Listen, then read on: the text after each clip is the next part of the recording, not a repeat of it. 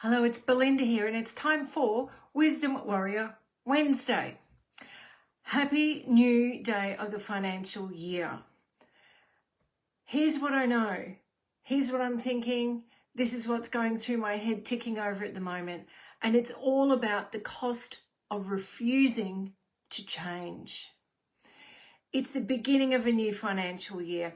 And over the coming weeks, thousands of business owners, leaders, professionals will sit down and ask themselves some very important questions. How do we increase revenue? How do we improve performance? How do we attract more clients? How do we grow? But I wonder if we're asking the wrong question. Because after more than a lot of years, some would think, 4 decades is more than enough, working with people in business, leadership, personal development, style, environment, and pretty much everything in between, I've come to believe that growth has very little to do with strategy. Here's an uncomfortable truth. Most people don't actually want to change. They want improvement without change. They want growth without discomfort. They want different results while fiercely protecting the habits, the beliefs, the relationships, and the environments that produce the results that they're currently getting. Who is the smart person that said, if you keep doing the same thing, you're going to keep getting the same results? Makes sense, right? We see it in business all the time. We need innovation, but we don't want to change the way we lead.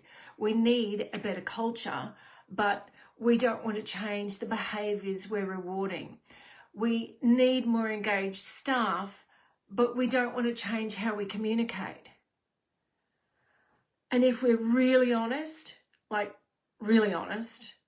we do exactly the same thing in our personal lives. We want better relationships, but we don't want to have the difficult conversations. We want more energy, but we don't want to change our routines. We want peace, but we continue to tolerate chaos. We want a life that feels aligned, more aligned, even a little bit more aligned, while desperately holding on to everything that feels familiar. I know, how do I know this? I have lived this. I know what I'm talking about. My career has looked like what is cutely called or acutely or even awfully called career spaghetti. Fashion designer, ballroom dance teacher, retail executive, colour consultant, coach, author, speaker, stylist, blah, blah, blah, blah, blah, energy, change architect, whatever. Call me a million different things. I've done it all. For years, I worried that all these different paths meant I lacked focus. But what I eventually realised is that every role had been teaching me the same lesson. People don't resist change because they're lazy. They resist change because change asks us to let go of who we believe we are. And that, to a lot of people, is terrifying. Because when you remove the job title, the role, the identity, the habits, the expectations of others, you're left with one very confronting question. Who am I now?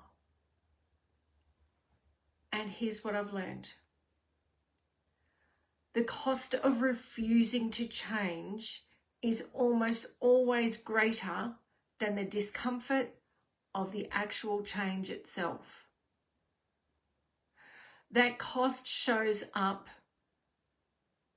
It kind of sneaks up on you in so many ways. It just sneaks in. In businesses that slowly lose relevance, and we've all seen that happen over the last not only 6 months, but 6 years. in careers that become exhausting, in relationships that become transactional, in homes that no longer feel peaceful, in people who look successful on the outside while quietly feeling disconnected underneath. The greatest risk in life is not changing too much. It's staying the same for too long. So as we begin this new financial year, perhaps don't ask yourself, what do you want to achieve? Ask yourself this: what am I actually refusing to change? Because somewhere inside the answer to that question is the next version of your business, the next version of your leadership, and perhaps the next version of you. We don't have growth without change, and the change must happen first. I'm Belinda. This has been Wisdom Warrior Wednesday, and I will see you next week. Bye for now.